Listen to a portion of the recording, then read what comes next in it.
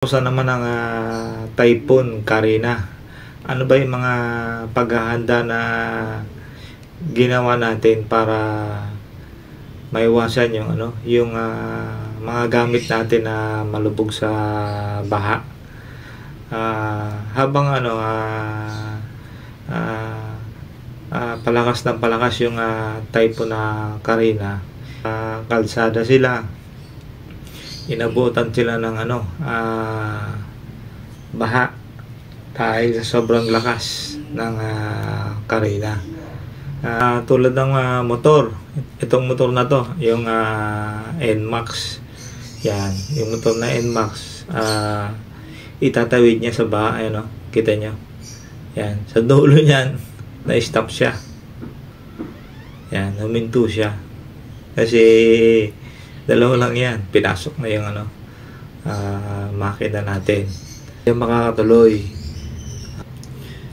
Sa malapit nang pumantay sa windshield yung niya. Yung baha, yan, nilulusong niya yung sakyan niya. Yan, pero nakalusot po siya sa baha. Yan. Yan po, yan, nakalusot po siya. Meron namang sasakyan ito, kitang-kita sa sa phone camera niya kung gaano kalalim yung baha.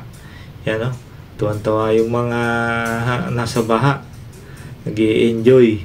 Pero kita mo naman yung yung tapat na sa makina yung tubig baha. Yan, yan. Pero tingin ko naman kayang-kaya ng sasakyan, pero hindi po yan, tumirik po yan kasi lalo pong lumalalim yung dinadaanan niya, mahihinto po sila dyan. Yan, yung video na yan, mahihinto yan, titirikan sila, hindi yan sila makakalusot. Kaya tumirik tayo. Hulaan nyo po itong video na to, i-comment nyo kung ano yung gamit na service niya. I-comment nyo sa video na to kung ano yung gamit niya na service. Yan, nakalusot po yan. Nakalusot po yan sa ganyan nakalalim na na baha. Nakalusot po si kuya. Nakalusot po yan. Ano po ba yung mga pamamaraan na ginawa natin na para masalba natin yung mga gamit natin tulad ng motor tsaka sasakyan? Ano pa yung ginawa natin na pamamaraan para hindi siya abutin ng baha? May papakita po ako ng mga video yan. Nasa kalsada kayo, naabutan kayo ng baha ni Carina.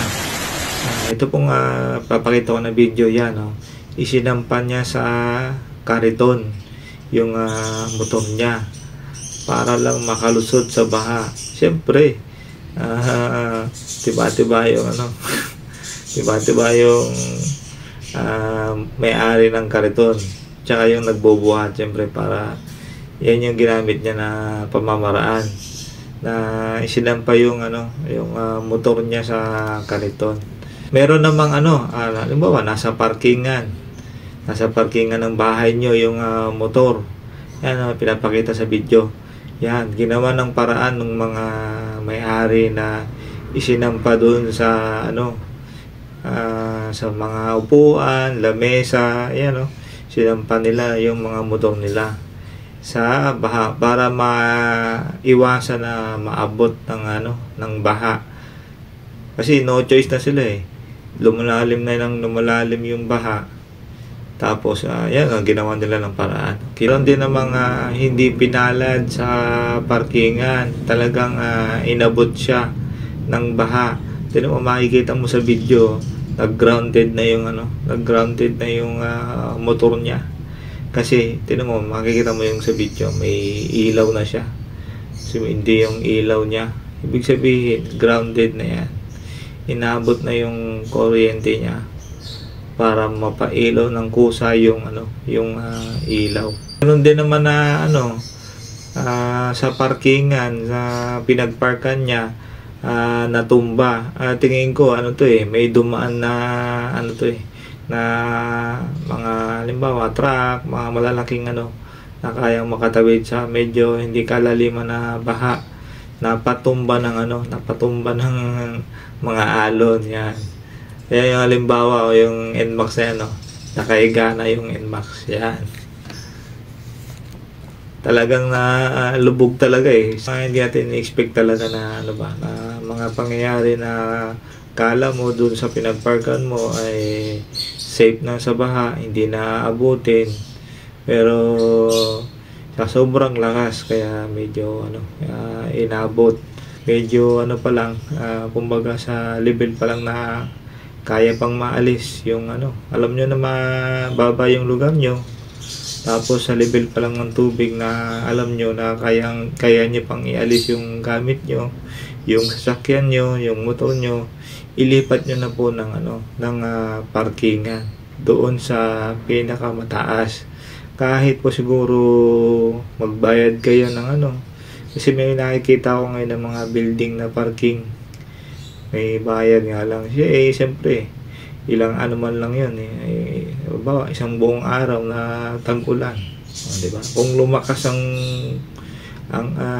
baha nailipat nyo na sa pinakamataas yan. Sana sa video na to nakatulong ako sa paghahanda sa darating paulit na typhoon na para maiwasan malubog yung mga gamit natin at hindi masira.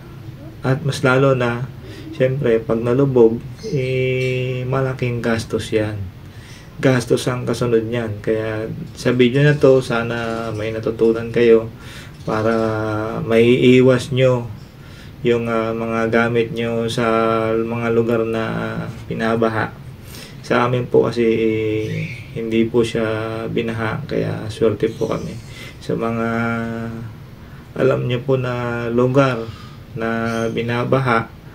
Pagkatunog pa lang ng ganitong alarma papadinig ko yan, pagkatunog pa lang niya alam nyo na kailangan nyo nang ilipat yung mga gamit nyo kasi sigurado yung level ng tubig iangat. Maraming salamat, sana may natutunan kayo sa video na to.